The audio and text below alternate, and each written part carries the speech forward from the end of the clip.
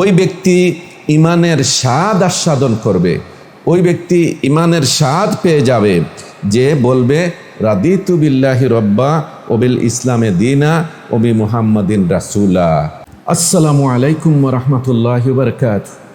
আলহামদুলিল্লাহি হামদান হামদা ওয়া শুকরু লিল্লাহি শুকরান শুকরা ওয়াসসালাতু ওয়াসসালামু আলান নবিয়্যি সাল্লাল্লাহু আলাইহি ওয়াসাল্লাম। সম্মানিত মুসলিম ভাই ও বোনেরা, আজকে আমি আপনাদের সামনে আসলাম এমন একটা উপকারী কল্যাণকর দোয়া বলে দেওয়ার জন্য, যে দোয়া সম্পর্কে রসুল করিম সাল্লাল্লাহু আলাইহি ওয়াসাল্লাম নিজে বলছেন যে তার হাত ধরে তিনি তাকে জান্নাতে প্রবেশ করিয়ে দেওয়ার জিম্মাদার হবেন, জামিন হবেন। সুবহানাল্লাহিল আযীম। আল্লাহুম্মা সাল্লি আলা মুহাম্মাদ ওয়া আলি ওয়া আসহাবি আজমাইন। সেই দোয়াটি কি সে বন্ধুগণ, আমি তার সাথে আবার সম্পৃক্ত অনেকগুলো সোয়াব আছে, তাও আপনাদেরকে বলে দিতে চাই।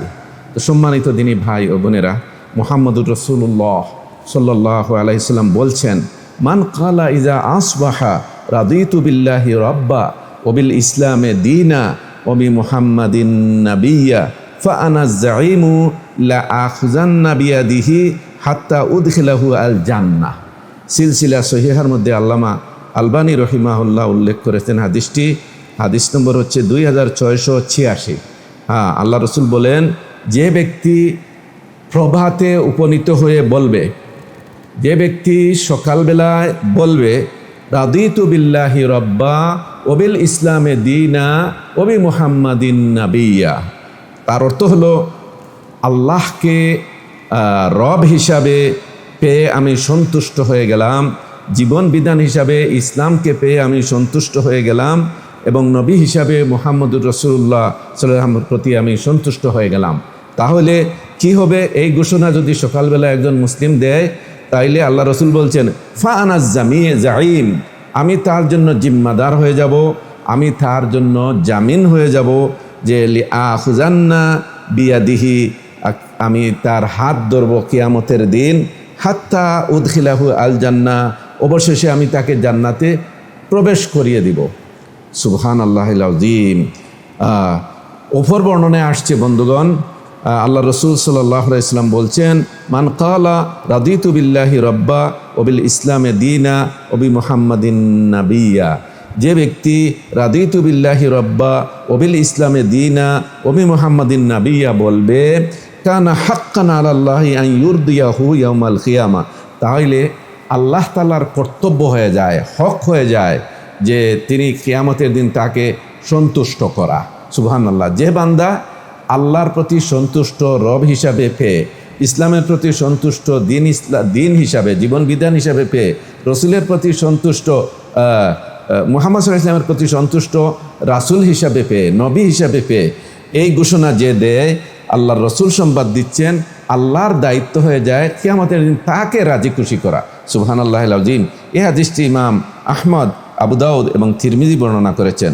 সম্মানিত দিনী ভাইরা, আল্লাহ রসুল আরও বলেন, মান কালা রাদিতু বিল্লাহি রব্বা ওয়া বিল ইসলামে দীনা ওয়া বি মুহাম্মাদির রাসূলা ওয়াজাবাত লাহুল জান্নাহ। এই হাদিসে রাসূলা আসছে, উপর উল্লেখিত হাদিসগুলোতে আছে নাবিয়্যা। এটাতে বলা হচ্ছে, যে ব্যক্তি রাদিতু বিল্লাহি রব্বা ওয়া বিল ইসলামে দীনা ওয়া বি মুহাম্মাদিন রাসূলা বলবে, ওয়াজাবাত লাহুল জান্নাহ, তার জন্য জান্নাত ওয়াজিব হয়ে যাবে, আবশ্যক হয়ে যাবে। সুবহানাল্লাহিল আযীম। এই হাদিসটি ইমাম আবু দাউদ, তিরমিজি এবং নাসাই বর্ণনা করেছেন।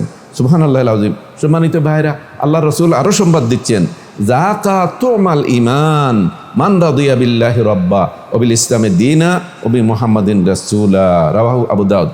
ওই ব্যক্তি ইমানের স্বাদ আস্বাদন করবে, ওই ব্যক্তি ইমানের স্বাদ পেয়ে যাবে যে বলবে রাদিতু বিল্লাহি রাব্বা ওয়া বিল ইসলামে দীনা ওয়া বি মুহাম্মাদিন রাসূলা।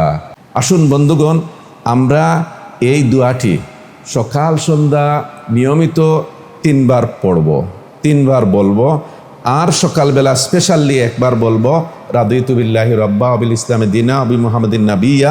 কারণ আল্লাহ রসুল বলছেন, যে ব্যক্তি প্রভাতে উপনীত হইয়া এই দোয়াটি বলে, তিনি তার জন্য জিম্মাদার হয়ে যান যে কিয়ামতের দিন তার হাত ধরে তাকে জান্নাতে প্রবিষ্ট করার জন্য। সুবহানাল্লাহিল আযীম। তো এর মূল অর্থটা হইল এই যে আমরা এই যে দোয়াটা পড়ব, আল্লাহকে রব হিসেবে রাজি হওয়া মানে কি?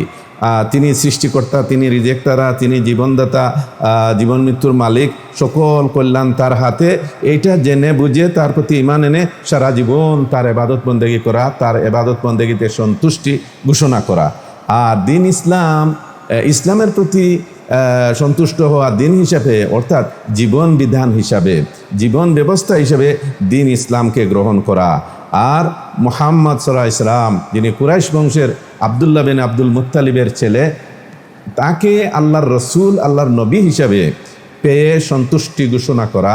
এই ঘোষণা যে করবে তার কর্তব্য হয়ে যাবে জীবনের সকল পদে পদে, সকল স্তরে তাকে অনুসরণ করা, রসুলের সুন্নাহ অনুসরণ করা। আল্লাহ রাব্বুল আলামিন আপনাকে, আমাকে আল্লাহকে রব হিসাবে, ইসলামকে দিন হিসাবে, মুহাম্মদ সাল্লাল্লাহু আলাইহি ওয়াসাল্লামকে নবী এবং রাসূল হিসাবে গ্রহণ করে এর দাবি অনুযায়ী চলার তৌফিক দান করুন। আর এই শব্দটি, এই দুয়ারে বাক্যটি যে আমরা সকাল সন্ধ্যা কম পক্ষে আমরা 3 বার বলবো, আর একবার আলাদাভাবেই আমরা রাদিতু বিল্লাহি রাব্বা ওয়া ইসলামি দীনা ওয়া মুহাম্মাদিন নাবিয়্যা বলবো সকালে। আল্লাহ তাআলা আপনাকে আমাকে তৌফিক দান করুন। এই কথাগুলো আপনার কাছে যদি পছন্দনীয় হয়, গ্রহণযোগ্য হয়, উপকারী বিবেচিত হয়, তাইলে আপনি এই কথাগুলো শেয়ার করে দিবেন এবং পরিবার পরিজন যারা আছেন তাদেরকেও এই দোয়াটা শিক্ষা দিবেন তার প্রয়োজনীয়। কারণ আমরা তো জান্নাতে যেতে চাই, কারণ এখানে বলা হয়েছে জান্নাত তার জন্য ওয়াজিব হয়ে যাবে।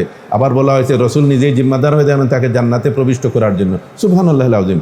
নিজে শিখবো, নিজে পড়বো, পরিবার পরিজনদেরকে শিখাবো, আমল করার জন্য উদ্বুদ্ধ করব, আত্মীয় স্বজনকেও বলবো। আল্লাহ তাআলা আমাদেরকে এই কল্যাণমূলক কাজ করার তৌফিক দান করুন। আসসালামু আলাইকুম ওয়া রাহমাতুল্লাহি ওয়া বারাকাতুহু।